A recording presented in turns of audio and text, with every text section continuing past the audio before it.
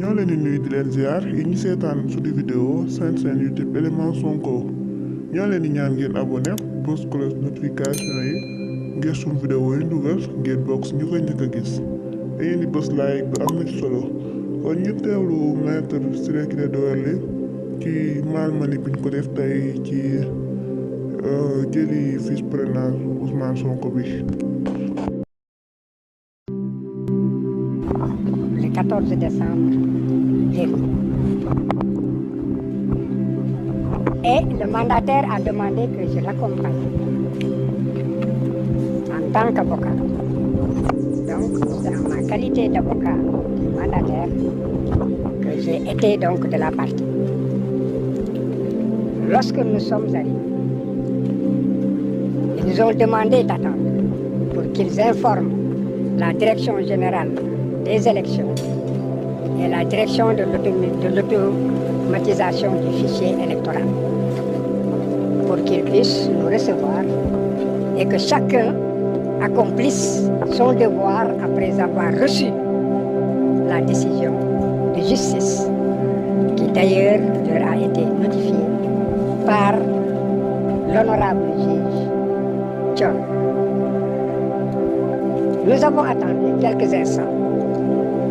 Ensuite, je me suis levée. J'ai dit que vous ne pouvez pas nous faire attendre indéfiniment, c'est un service public. Il faut avertir ceux que nous voulons rencontrer. C'est alors qu'ils nous ont dit, bon, écoutez, maître, mieux vaudrait venir à 15 heures dans la mesure où c'est l'heure de la pause. Bon, j'ai demandé donc au mandataire et à l'huissier de se retirer. Et là, je devais, en tant qu'avocat, donc exercer mon travail correctement en me rendant au niveau de la direction nationale de l'immigration clandestine. Ils ont voulu m'empêcher donc de rester dans les locaux parce qu'il s'agit en fait de 3 services. J'ai dit que vous ne pouvez pas m'empêcher. Et ne me touchez pas.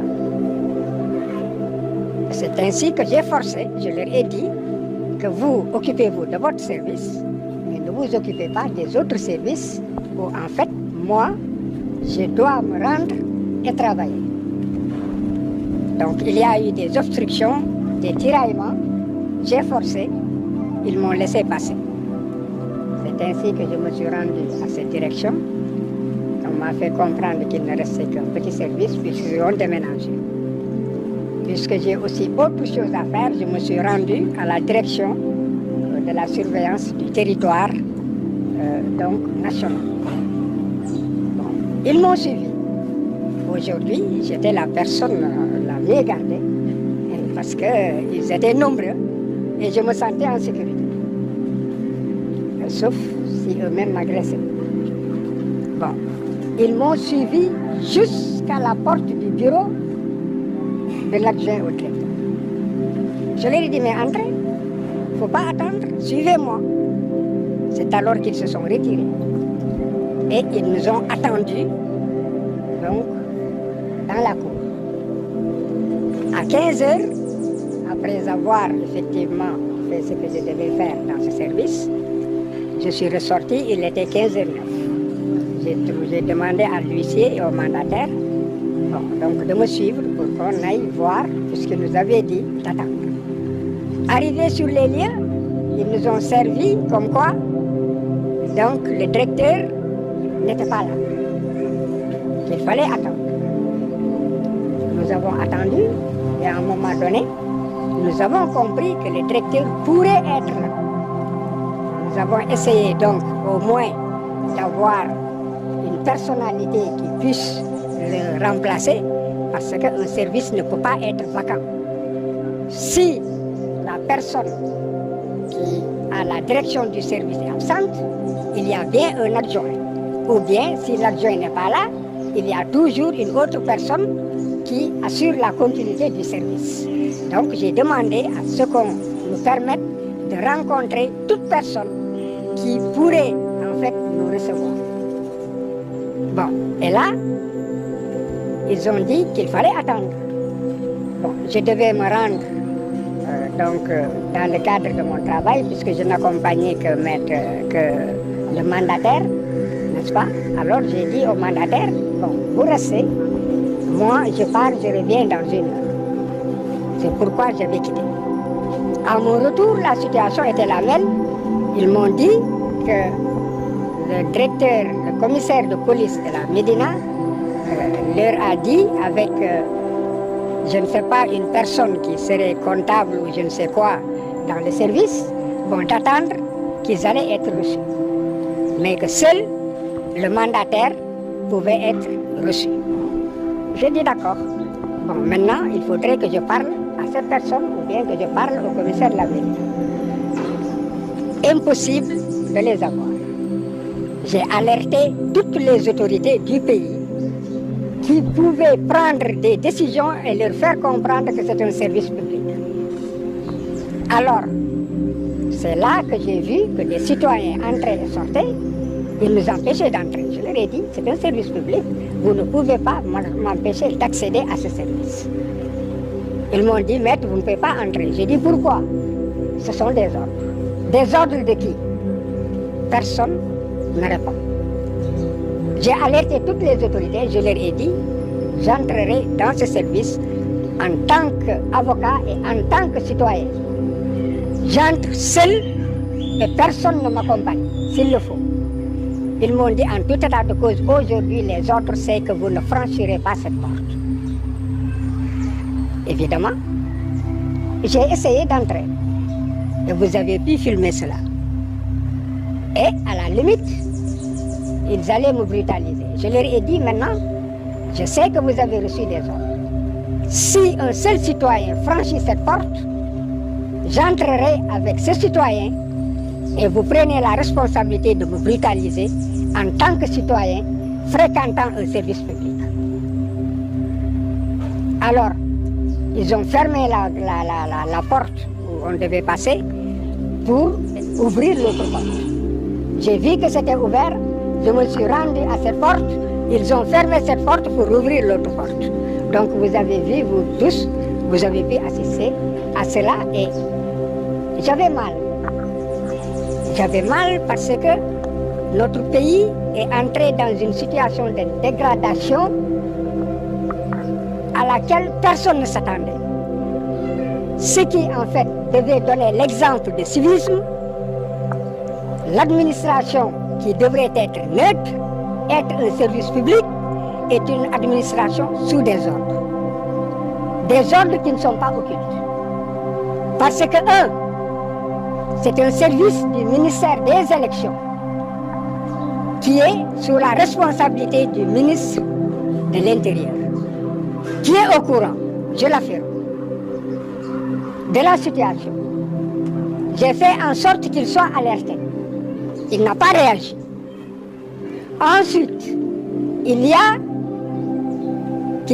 avait des forces de défense et de sécurité qui sont des génies.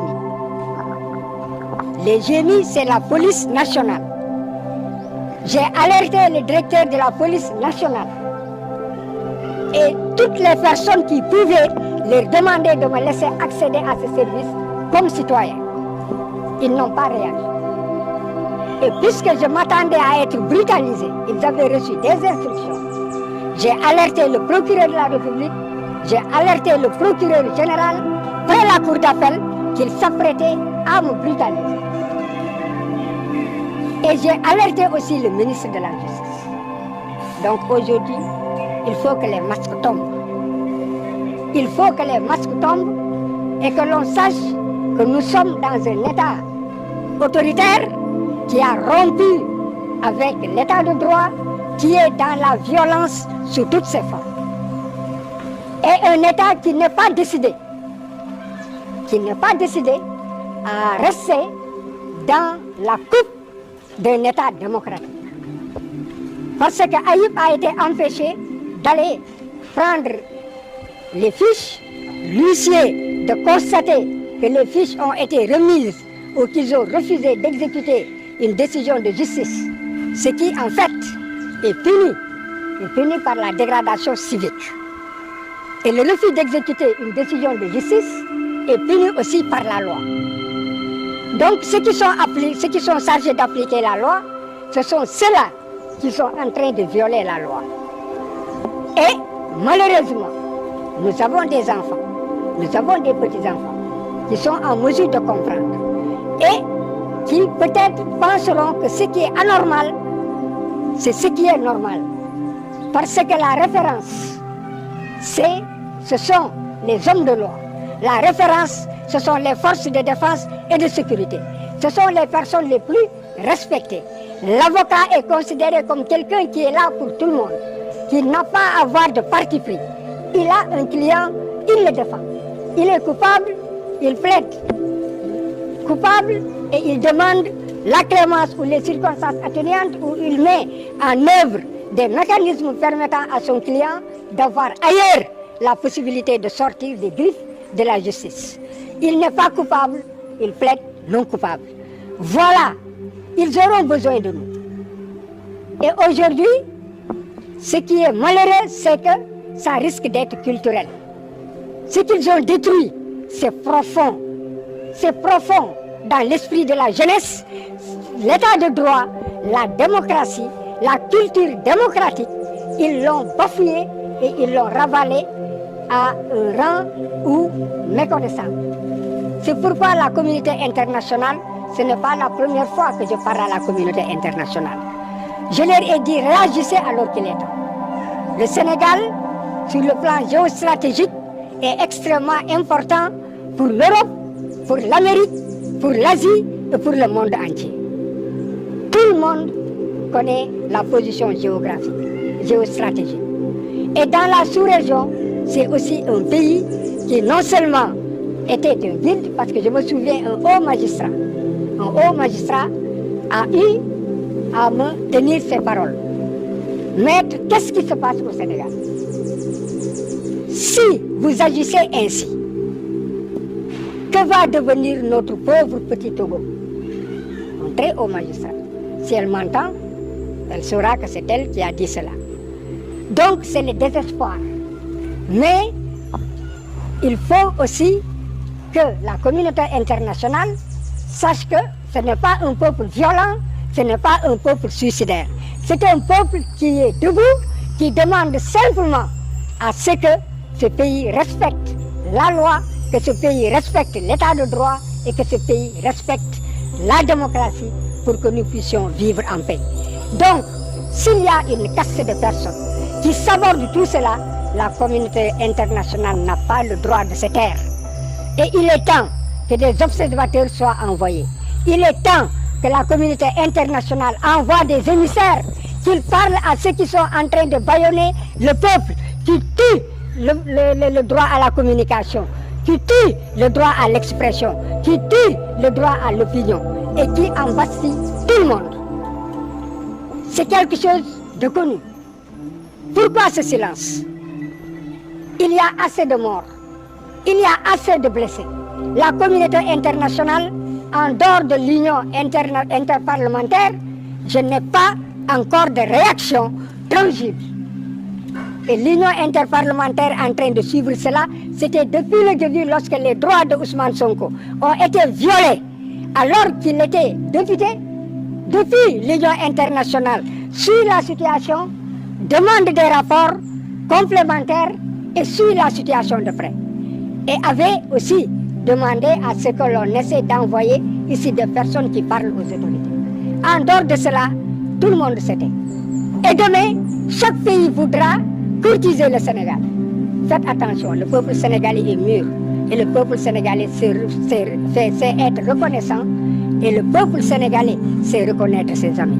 Ce n'est pas après tant de morts et que le peuple est réussi de par sa jeunesse, de par sa population, de par le courage, l'honnêteté, la loyauté de certains magistrats qui resteront intègres jusqu'au bout.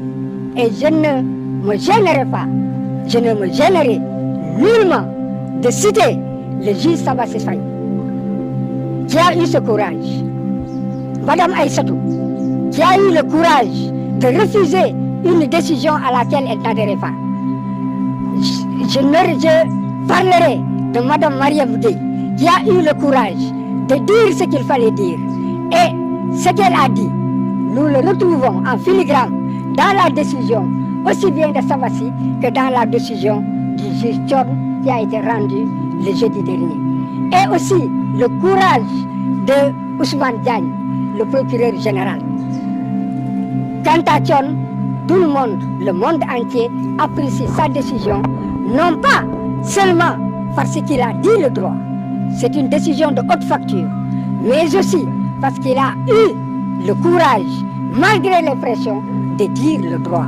Et c'est ce que nous attendons des juges. Quand un pouvoir est finissant, quand un régime est finissant, qu'est-ce qu'on peut attendre de ce régime? Sauvons ce pays.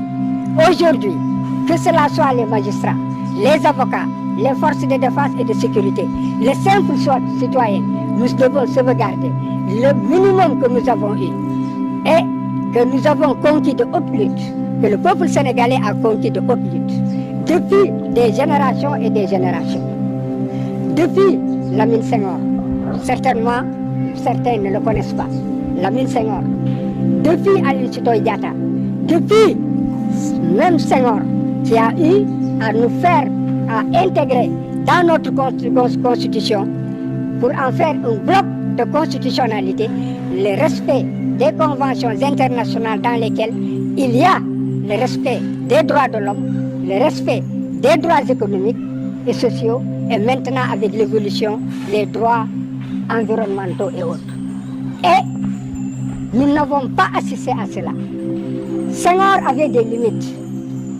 Et lorsqu'il était sur une ligne rouge, il savait s'arrêter pour sauvegarder l'essentiel, la démocratie et l'état de droit. Abdou Diouf aussi, qui l'a succédé, a fait la même chose. Plusieurs fois, lorsqu'il y avait péril et menace, et que l'ordre national pouvait être troublé, l'ordre public pouvait être troublé, il n'a pas hésité à appeler à un gouvernement d'union nationale unissant les cœurs et les esprits. Abdoulaye Wade, pareil. Lui aussi, il a sauvegardé cela. Et il avait des limites. Tout le monde sait que lorsque l'Assemblée nationale allait se prononcer sur une certaine loi et que la population a manifesté, immédiatement il a demandé le retrait de ce projet de loi. Donc il avait des limites. Pourquoi maintenant on ne peut pas avoir de limites? Pourquoi maintenant on ne parle pas à son peuple? Pourquoi maintenant on ne parle pas à l'opposition? Pourquoi on ne cherche pas la paix? Pourquoi on ne cherche pas la concorde? Pourquoi veut-on toujours la confrontation? Pourquoi est-ce que la violence est érigée en règle dans ce pays? Tout le monde a mal et les esprits doivent revenir. Et je m'adresse aussi à ceux qui devraient parler dans ce pays en dehors de la communauté internationale. Des personnes sont des électeurs, de grands électeurs, des guides auxquels ce qu'on appelle les talibés ont donné leur sueur, ont donné leur sang et donnent tout. Et ces talibés aujourd'hui ont besoin d'eux. Et ils ne demandent qu'une seule chose, qu'ils prennent la parole et qu'ils disent ce qui doit être dit. Ils ne peuvent pas continuer à se taire. Ce peuple est à bout. Il ne reste maintenant pratiquement que moins de 65 jours. C'est un régime finissant. Donc le peuple ne peut pas être pris en otage. Il faudrait que ceux qui aujourd'hui peuvent créer l'équilibre, et notamment la justice, qu'ils disent basta, basta, basta, et que le peuple retrouve effectivement sa quiétude et elle aille vers une élection inclusive, sans laquelle une élection qui ne peut être une élection qui reflète la volonté populaire si Ousmane Sonko n'en fait pas partie. Aujourd'hui, deux exigences, que les juges prennent leurs responsabilités et qu'ils demandent à ce que Ousmane Sonko soit rétabli dans ses droits ou qu'ils en tirent les conséquences et déclarent Ousmane Sonko candidat aux élections de 2024. Ils en ont le pouvoir, la loi leur donne la possibilité et aussi Ousmane déposera un dossier qui sera conforme à tout ce qui est dit.